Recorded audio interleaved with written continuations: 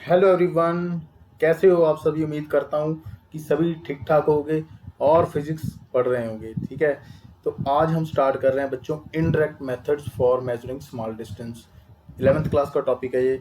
और इससे पहले हमने डायरेक्ट मेथड्स पढ़े। ठीक है, लास्ट लेक्चर में आपने देखा होगा लेज़र। ठीक है, लेज़र मेथड से हम कैसे स्मॉल थिकनेस की लेंथ को मेज़र करते हैं। सोनार पढ़ा हमने।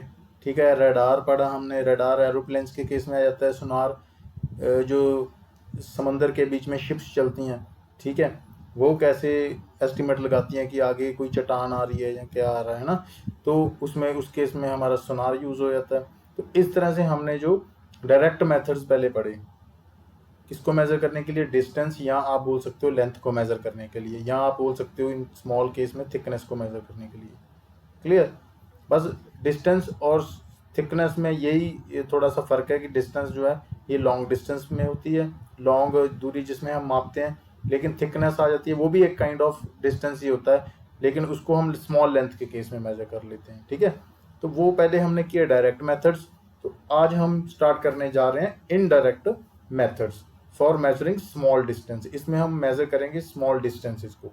ठीक है, तो इसमें जो इम्पोर्टेंट है वो हम करेंगे दो। ठीक है, एग्जाम पॉइंट ऑफ व्यू से। लेकिन जो मेन क्वेश्चंस है ना वो डायरेक्ट मेथड से आ जाते हैं पेपर में। क्लियर। तो ये भी हम पढ़ेंगे वैसे एवोगेड्रो मेथड। क्लियर। और size of molecule of oleic acid. ठीक है, तो ये जो है इन एवोगेड्रो मेथड जो है ये एक मेथड है जिसमें हम क्या मेजर करते हैं, रेडियस ऑफ एटम को मेजर करते हैं। ठीक है, अब हमें पता है कोई भी मैटर है, कोई भी सब्सटेंस है, that is consist from a atoms, number of atoms. ठीक है, जो कि सब्सटेंस में एक नंबर ऑफ एटम्स की चेन बनी होती है। क्लियर। तो सबसे पहले हम डिस्कस करेंगे एवोगेड्रो मेथड। ये आप केमिस्ट्री में भी पढ़ोगे, एवोगेड्रो कांस्टेंट, एवोगेड्रो नंबर्स। ठीक है, लेकिन हमारे फिजिक्स में जो यूज़ होता है एवोगेड्रो नंबर वो बहुत कम यूज़ होता है। ठीक है, लेकिन ज़्यादातर ये यूज़ होता है केमिस्ट्री में। क्लियर। तो एवोगेड्रो जो नंबर है, इसमें यहाँ पे स्पेलिंग मेरे थोड़े से गलत हैं, ये सही कर लेना। ठीक है, कुछ टाइपिंग मिस्टेक होगी। तो एवोगेड्रो नंबर जो है ये स्पेलिंग होते हैं इसके एवोगेड्रो। ठीक है, एवोगेड्रोस मेथड, एवोगेड्रोस मेथड ये एक्सपेरिमेंट है। ठीक है, या आप बोल सकते हो कि मैथमेटिकल रिलेशन है, जिसको आप यूज़ करके क्या करते हो, रेडियस ऑफ एटम को फाइंड आउट करते हो। तो जितने भी इनडायरेक्ट मेथड्स है ना to measure the small distance, वो मैथमेटिकल रिलेशन का यूज़ करके हम थिकनेस या स्मॉल लेंथ या स्मॉल डिस्टेंस की वैल्यू निकालते हैं। ठीक है, तो सबसे पहले हम डिस्कस करेंगे हमारा एवोगेड्रो मेथड क्या है। क्लियर। तो एवोगेड्रो मेथड को हम डिस्कस करेंगे, एवोगेड्रो मेथड। ठीक है, मान लीजिए इसमें हम वैसे बेसिकली हम बात करें तो किसको मेजर करते हैं, रेडियस ऑफ एटम। ठीक है, या आप बोल सकते हो कि that is the method which is use to measure the distance of the order of 10 raise to the power -10 metre. मतलब जिसका रेडियस इतना होता है उस रेडियस को मेजर करने के लिए ये जो है हमारा मेथड है वो यूज किया जाता है। ठीक है, तो एटम हमें पता है, हम स्टार्टिंग से पढ़ते आ रहे हैं कि एटम क्या होता है, एक स्फेरिकल शेप का, एक एटम की जो शेप होती है स्फेरिकल शेप होती है। ठीक है, जब ये एटम क्या करते हैं, एक सिस्टेमेटिकल वे में ऐसे करके स्फेरिकल वे में, मतलब एक चेन में लगे होते हैं, तो हमारे पास क्या होता है, एक सब्सटेंस की जनरेशन होती है। क्या होती है, हमारे पास एक सब्सटेंस फॉर्मेशन होती है, या कोई भी ऑब्जेक्ट बन जाता है हमारे पास। क्लियर। तो मैं ये समझने के लिए ये डायग्राम आपके सामने बना रहा हूँ। ठीक है, अब ये मेरे पास मान लो कोई भी मेटल प्लेट है, कोई भी मेटल प्लेट है, या मेरे पास क्या है, कोई भी सब्सटेंस है। ठीक है, ये कोई भी मेटल प्लेट भी आप मान सकते हो, कोई भी सब्सटेंस भी आप मान सकते हो। ठीक है, मैं मेटल प्लेट मान रहा हूँ, और यू कैन से दैट कोई भी मेरे पास ये सब्सटेंस है, राइट, जो कि है नंबर ऑफ एटम से मिलकर बना हुआ है। हमें पता है कोई भी बॉडी जो इस यूनिवर्स में एग्जिस्ट करती है उसमें क्या होता है, वो कहाँ से बनती है, सेल से बनती है। अगर सेल है तो उससे क्या फॉर्मेशन होगी, फॉर्मेशन ऑफ एटम होगी। तो हर बॉडी इस सिस्टम में, पूरे यूनिवर्स में किससे मिलकर बनी है, एटम से मिलकर बनी है, एटम से। ठीक है, तो ये मैंने क्या किया, ये जो स्फेरिकल शेप आपको नजर आ रहे हैं ये सारे के सारे क्या हैं, एटम्स हैं। तो हमने इस एक सिंगल एटम का, मान लो मैं इसको बाहर निकाल लेता हूँ, मैंने इसका क्या पता करना है भाई, ये वाला रेडियस फाइंड आउट करना है एक का, ठीक है, एक का पता करना है रेडियस। तो इस मेथड, जो ये मेथड है एवोगैड्रो मेथड, तो इसी मेथड से हम जो क्या पता करेंगे, इसका रेडियस पता करेंगे, राइट। तो जैसे आप देख पा रहे हो कि यहाँ पे नंबर ऑफ एटम्स हैं इस सब्सटेंस में, लेकिन इसके विद रिस्पेक्ट टू ये देखो स्मॉल वॉइड्स भी हैं, यहाँ पे खाली जगह ये वाला। अगर स्फेरिकल होंगी तो ऑब्वियसली बात है, मान लो ये एक स्फीयर हो गया, इसके साथ ही दूसरा एटम टच है स्फेरिकल शेप में, इसके साथ ही तीसरा एटम टच है, इसी तरह यहाँ पे भी एक एटम होगा, इसी तरह इसके साथ ये टच होगा। अब देखो ये जो 4 एटम जैसे ही आपस में टच हुए, ठीक है, तो इसमें यहाँ पे इस जगह पे ये क्या होगी, वेकेंट स्पेस, वेकेंट स्पेस हो गई, मतलब खाली जगह, ठीक है। इसको हम अगर आप साइंटिफिक लैंग्वेज में बोलो तो इसको वॉइड्स भी बोल देते हैं, क्या बोलते हैं, वॉइड बोल देते हैं, वॉइड, खाली जगह, ठीक है। तो अब देखो कुछ कुछ जो है खाली जगह होंगी, ठीक है, एटम्स की चेन है, उसमें सब्सटेंस में एग्जिस्ट कर रही है, लेकिन उस चेन के साथ साथ स्मॉल स्मॉल वॉइड्स भी एग्जिस्ट कर रही हैं। तो एवोगैड्रो जो हाइपोथेसिस है वो हमें क्या बताता है कि volume of all atoms in any mass of the substance, ठीक है। देखो ये पूरे एक सब्सटेंस है मेरे पास, ठीक है, तो इसमें क्या होगा, जो वॉल्यूम होगा इस पूरे का, अब इस वॉल्यूम, जब इसका हम वॉल्यूम काउंट करेंगे तो कैसे करेंगे, तो पूरे का पूरे जो एटम्स की बात कर रहा हूँ मैं, वॉल्यूम ऑफ एटम्स, ठीक है, ना कि volume of atoms in any mass of the substance. मतलब अगर एटम्स का लेंगे तो ये स्पेस तो नहीं ना लेंगे हम, ये स्पेस को क्या करेंगे, रिजेक्ट करेंगे हम, माइनस करेंगे। सो एवोगैड्रो हाइपोथेसिस क्या बोलता है कि volume of all atoms in any mass of the substance, volume of all atoms की बात हो रही है यहाँ, all atoms in any mass, in any mass of substance, ये किसके बराबर होगा भाई, that is equals to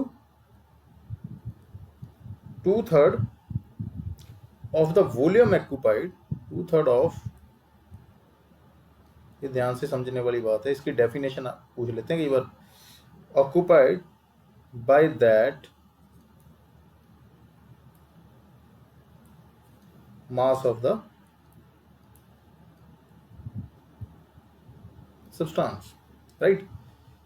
अब हम क्या निकाल रहे हैं, वॉल्यूम ऑफ ऑल एटम्स, ये सभी एटम्स का वॉल्यूम जो होगा, ये पूरे सब्सटेंस के जो मास है उसके वॉल्यूम का 2/3 होगा। 2/3 क्यों किया, ये 2/3 इसीलिए किया, ये 2/3 कौन सा है, क्योंकि ये वॉइड्स को हम माइनस कर रहे हैं, ये जो खाली जगह है ना इसको माइनस कर रहे हैं। हमने सिर्फ किसका निकालना है, एटम्स का निकालना है, सारे एटम्स का। अगर हम वॉल्यूम वो फाइंड आउट करना चाहते हैं तो हमें क्या करना पड़ेगा, जो पूरे का पूरा मास ऑक्यूपाइड जो हमारे यूनिवर्स या स्पेस में है उसका अगर 2/3 कर दोगे आप, ठीक है, volume occupied by the mass of the substance, ठीक है, अगर उसका 2/3 कर दोगे, मान लीजिए मेरे पास कोई भी 50 kg का मास है, ठीक है, एग्जाम्पल ले रहे हैं, 50 kg का मास है, अगर आप 50 kg के मास का क्या करोगे, 2/3 करोगे, क्या करोगे, 2/3 करोगे। अगर इसका 2/3 करोगे तो जो भी वैल्यू आएगी मेरी वो किसकी होगी, that will be the volume of all atoms, किसका होगा, that will be the volume of all atoms of that substance जिसका हम मास 50 kg ले रहे हैं, राइट। मेरे ख्याल से आपको अब समझ में आ गया होगा कि हमने वॉल्यूम ऑफ ऑल एटम्स क्यों निकाल रहे हैं, क्योंकि एटम्स का हमने पता क्या करना है, लेंथ ऑफ रेडियस पता करनी है, इसीलिए हम उसका वॉल्यूम निकाल रहे हैं। एंड वॉल्यूम स्मॉल लेंथ पता कर रहे हैं हम, और जो वॉल्यूम ऑफ ऑल एटम्स होगा that will be the 2/3 of the volume occupied by the mass of the substance ये पूरी बॉडी को बोल रहा है, ये वाली, ये बॉडी है पूरी की पूरी। इसका अगर आप इसके मास का मतलब इसके वेट का जो भी होगा मास इसका, अगर उसका 2/3 करोगे तो किसकी वैल्यू आएगी, वॉल्यूम ऑफ ऑल एटम्स, सारे एटम्स की वॉल्यूम आ जाएगा हमारे पास, राइट। मेरे ख्याल से आपको यहाँ तक आपको समझ में आ गया होगा, राइट। अब हम मान लेते हैं नेक्स्ट, आगे हम मानते हैं सपोज, या आप मान लो, लेट कर लो, जो हमारे पास स्मॉल m है, that is the mass of substance. क्योंकि हमने अब मैथमेटिकल रिलेशन निकालना है, ठीक है, इनडायरेक्ट मेथड को फॉर्म करने के लिए। Capital V, that is the volume occupied by a substance, volume occupied by substance, space में, ठीक है, स्पेस में जो उसके द्वारा वॉल्यूम ऑक्युपाई किया जा रहा है, उस वॉल्यूम की बात होगी। And rho, that is the density of the substance. Density समझ रहे हो? डेंसिटी ऑफ, 9th क्लास में भी पढ़ा होगा आपने डेंसिटी, लेकिन तब आपने ध्यान नहीं दिया होगा। डेंसिटी क्या होता है भाई? That is the ratio of mass per unit volume, ठीक है, that is the ratio of mass per unit volume.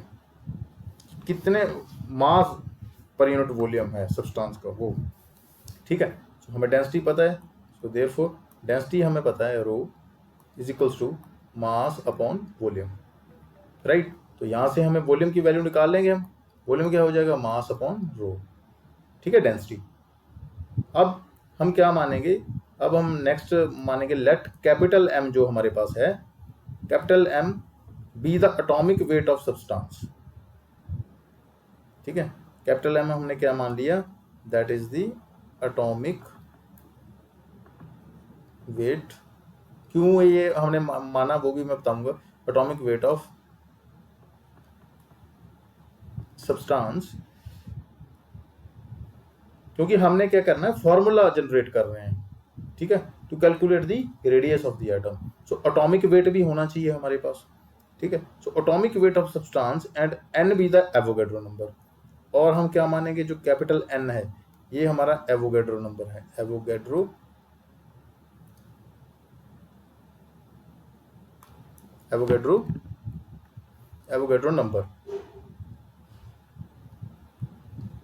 Number. अब एवोगैड्रो नंबर ये क्या होता है? कांस्टेंट। जैसे मैंने पीछे भी हमने डिस्कस करके आए हैं, हम जितने भी कॉन्सेप्ट हैं उसमें जब भी हम मैथमेटिकल रिलेशन निकालते हैं किसी भी फिजिक्स के टर्म्स में, तो हमारे पास कांस्टेंट वैल्यू जरूर होती है। इवन की केमिस्ट्री में भी आपको पढ़ने को मिलेंगी कांस्टेंट वैल्यू जब आप मैथमेटिकल रिलेशन निकालोगे, ठीक है, किसी भी फॉर्मूले को जनरेट करोगे। तो n हमारा एवोगैड्रो नंबर है। So therefore number of atoms in mass m of the substance. तो हम नंबर ऑफ एटम्स निकाल रहे हैं कि उसमें जो सब्सटेंस है जो हम लेट कर रहे हैं, ठीक है, ये हमने एटॉमिक वेट मान लिया उसका, capital M, and n Avogadro number constant होता है हमारा ये।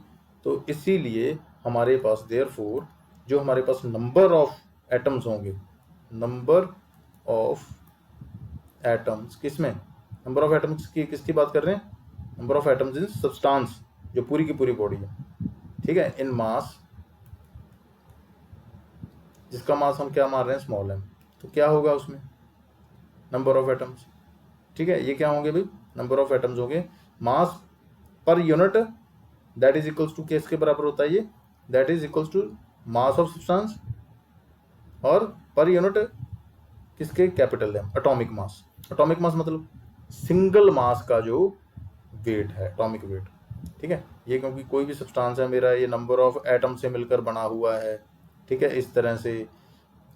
अब हमें पता है कि इसका कुछ ना कुछ अपना वेट होगा, पूरा टोटल इसका टोटल वेट होगा, लेकिन उस टोटल वेट को हम स्मॉल m मान रहे हैं। इस टोटल वेट को सब्सटेंस के, ये जो हमारा सब्सटेंस है, ठीक है, उसको हमने स्मॉल m माना।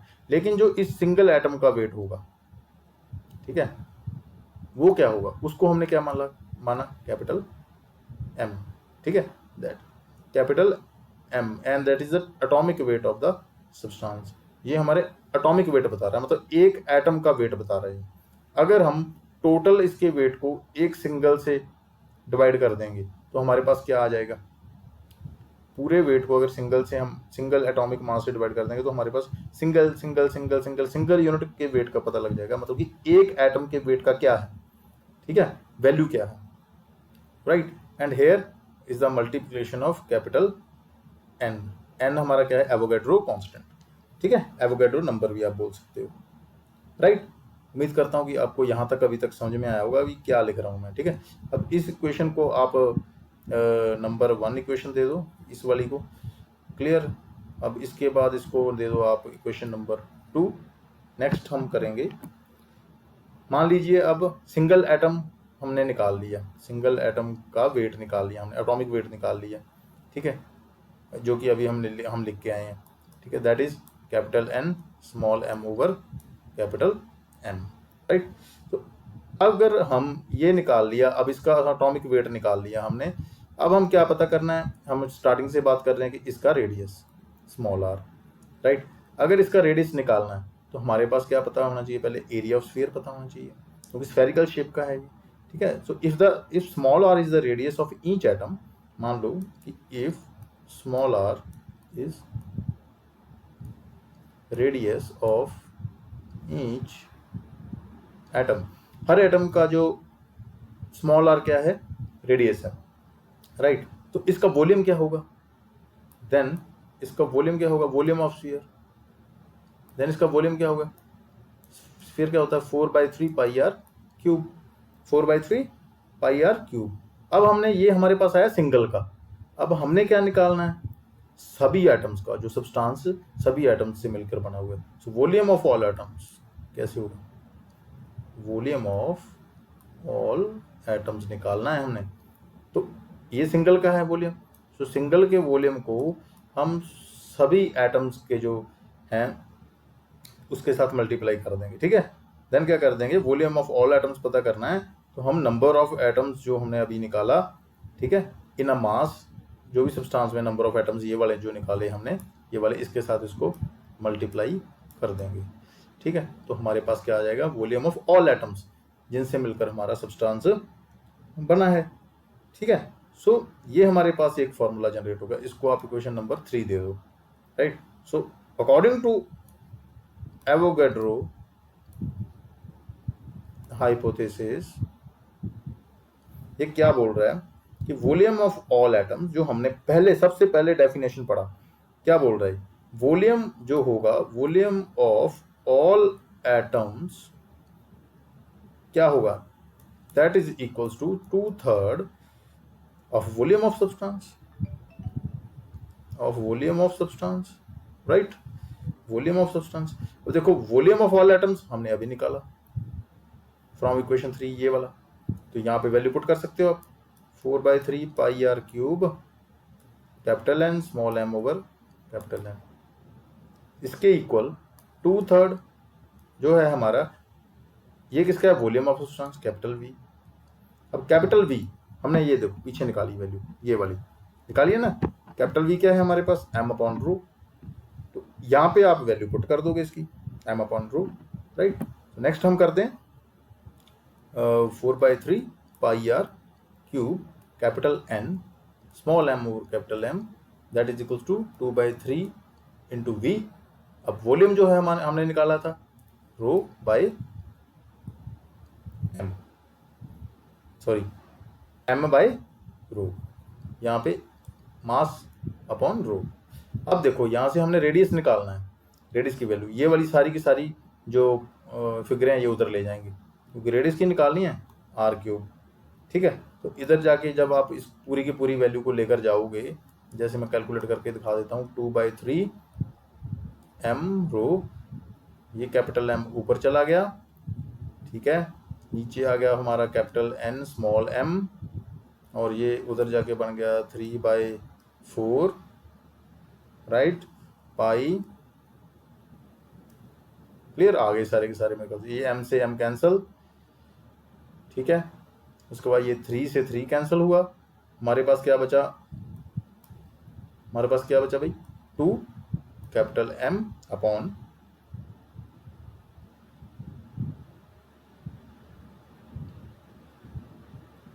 हाँ ये 2 भी कैंसिल कर सकते हो आप इसके साथ, 4 के साथ, चलो मैं ये लिख देता हूँ पहले, ये हमारे पास आ गया n/ρ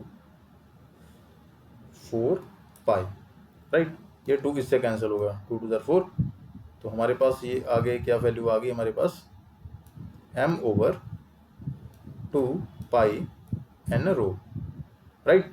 ये हमारे पास इधर r³ है, तो ये उधर जाके हमने तो r की वैल्यू निकालनी है ना, ये उधर जाके क्या हो जाएगी, इन्वर्स हो जाएगी n/ρ, उधर जाके क्या बन गया 1/3 क्यूब रूट हो गया, क्लियर।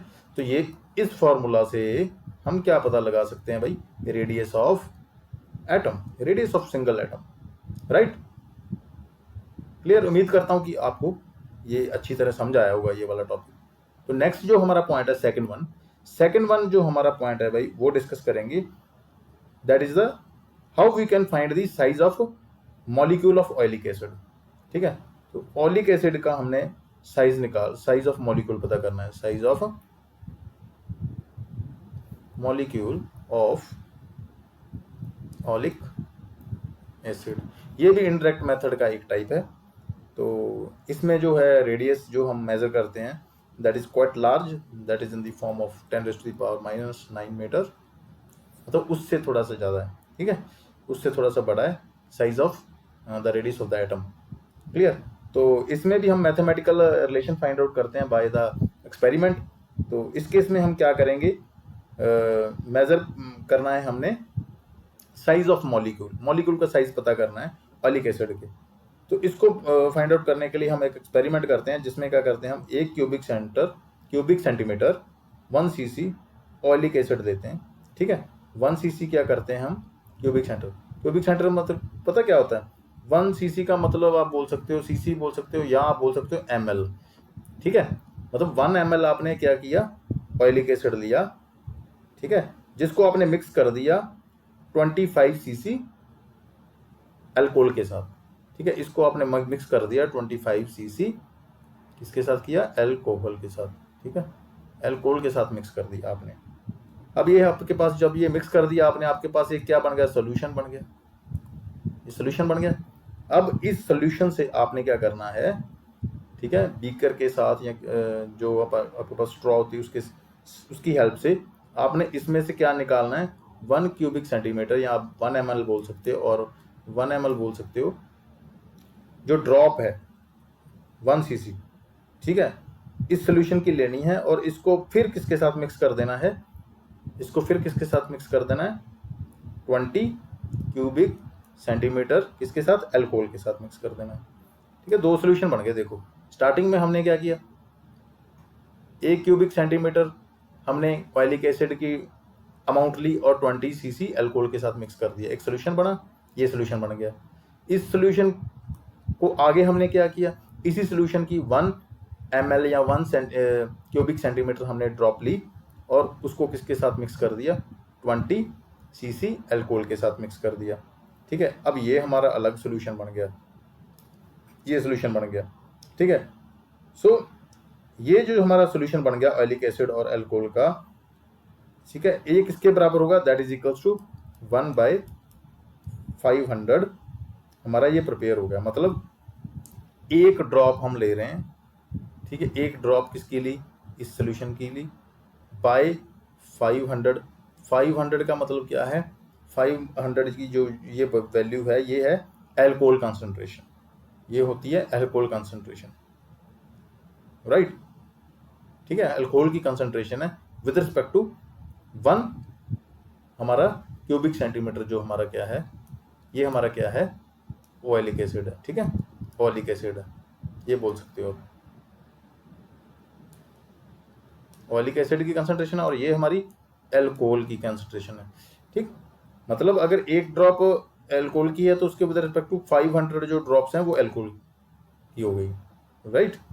समझ में आ गया होगा आपको मेरे ख्याल से अभी। तो उसके बाद हमने ये एक सोल्यूशन तैयार कर लिया, उसके बाद क्या करेंगे, हम इस सोल्यूशन से एक ड्रॉप जो उठाएंगे और ठीक है n नंबर ऑफ ड्रॉप्स किसके ऊपर, वाटर के सरफेस के ऊपर हम ड्रॉप्स फेंकेंगे। ठीक है, n नंबर ऑफ, ये 10 भी हो सकती हैं ड्रॉप्स, 5 भी हो सकती हैं, अकॉर्डिंग टू योर रिक्वायरमेंट। ठीक है, कि आपको वो लेयर नज़र आने लग गई, जैसी वो लेयर नज़र आने लगी तब आप ड्रॉप्स बंद कर सकते हो।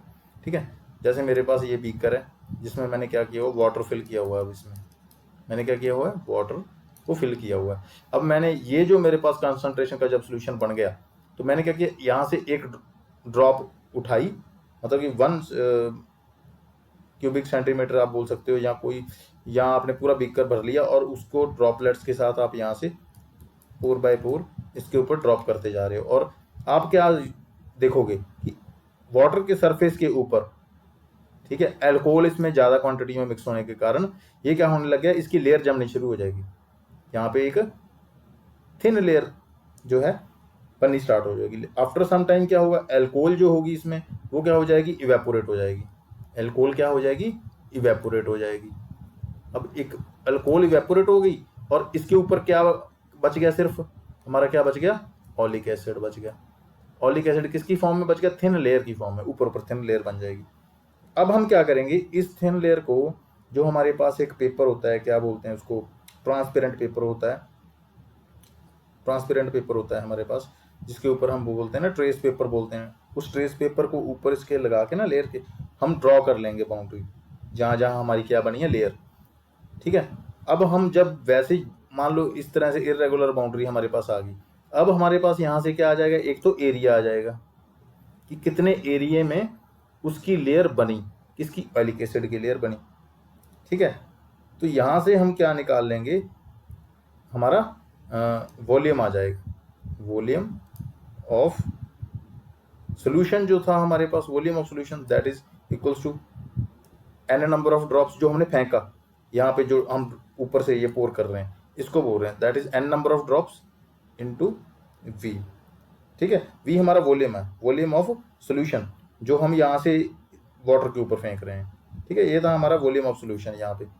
अब इसके बाद हम निकाल रहे हैं volume of oleic acid in solution. इस सोल्यूशन में ऑलिक एसिड कितना था, ऑलिक एसिड कितना था जो यहाँ पे हमने फेंका, ये थिकनेस बन गई। अब ये तो हो गया हमारा नंबर ऑफ ड्रॉप्स जो फेंकी, इनटू वॉल्यूम, वॉल्यूम जो हमारे पास आया, वॉल्यूम ऑफ सोल्यूशन जो पूरे का पूरा इसके अकॉर्डिंग। ठीक है। ये पूरा का पूरा वॉल्यूम था ना हमारे पास, इस क्वांटिटी में था, इसी वॉल्यूम को हमने इसमें पोर कर रहे हैं। ठीक है। सो दैट इज फ्रैक्शन में क्या आ जाएगा हमारा 500। तो ये हमारा आ गया वॉल्यूम ऑफ ऑलिक एसिड, इसके बराबर होगा वॉल्यूम ऑफ ऑलिक एसिड, ये सोल्यूशन का वॉल्यूम जो हमने यहाँ से लिया।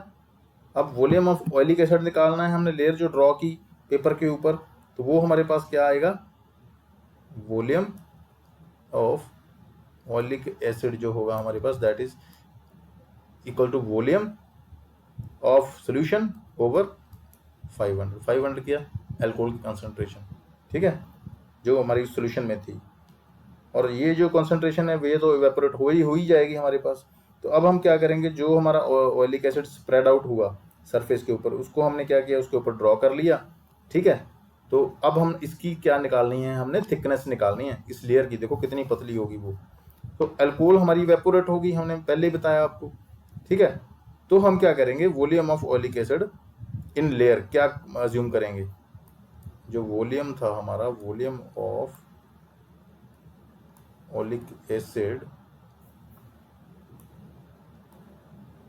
इन लेयर, ये क्या होगा, that is equals to A into T. A क्या है हमारे पास, एरिया जो हमने ड्रॉ किया उसके ऊपर जो स्प्रेड आउट हुआ ना हमारा, क्या स्प्रेड आउट हुआ ऑलिक एसिड, क्योंकि अल्कोहल इवेपोरेट होगी, इसका एरिया ये वाला, और टी हमारा हमने क्या मानी, इसकी थिकनेस जो है ये मान ली, एरिया इंटू थिकनेस हमारे पास क्या आ जाएगा, volume of oleic acid in layer. ठीक है। तो ये हमारी वैल्यू होगी। इस इक्वेशन को आप नंबर 2 इक्वेशन बोल सकते हो, और जो हमने पीछे ये वाली इक्वेशन निकाली है NV/500 that is equation number 1। And अब हम इन दोनों को इक्वेट कर देंगे क्योंकि हमने थिकनेस निकालनी है। ठीक है। सो आप यहाँ पे लिख दोगे फ्रॉम इक्वेशन 1 एंड 2 क्या हो जाएगा, वो हमारे पास क्या था, हम वॉल्यूम ऑफ ऑयलिक एसिड जो होगा उसको हम किसके इक्वल रखेंगे, वॉल्यूम ऑफ ऑयलिक एसिड है ना, लेयर की फॉर्म के बराबर में रख देंगे। ठीक है। तो क्या था हमारे पास, NV/500 is equals to A into T. अब यहाँ से हम थिकनेस निकाल लेंगे। ठीक है। तो थिकनेस कैसे आएगी, टी हमारी वैल्यू निकालेंगे, दैट इज NV/500 इंटू ए। सो ये हमारे पास आ गया मैथमेटिकल रिलेशन, जिससे हम क्या पता लगा सकते हैं थिकनेस ऑफ जो हमारा ऑयलिक एसिड के एटम्स हैं। ठीक है, सॉरी उसके मॉलिक्यूल्स हैं, उनकी थिकनेस हम इस फॉर्मूला से निकाल सकते हैं। तो उम्मीद करता हूँ कि बच्चों ये आपको बहुत अच्छी तरह से समझ में आया होगा। अगर फिर भी कोई ना कोई आपके डाउट रह गए हैं तो आप मेरे से कमेंट सेक्शन में पूछ लेना। तो आज के लिए इतना ही बच्चों, बाय बाय, टेक केयर।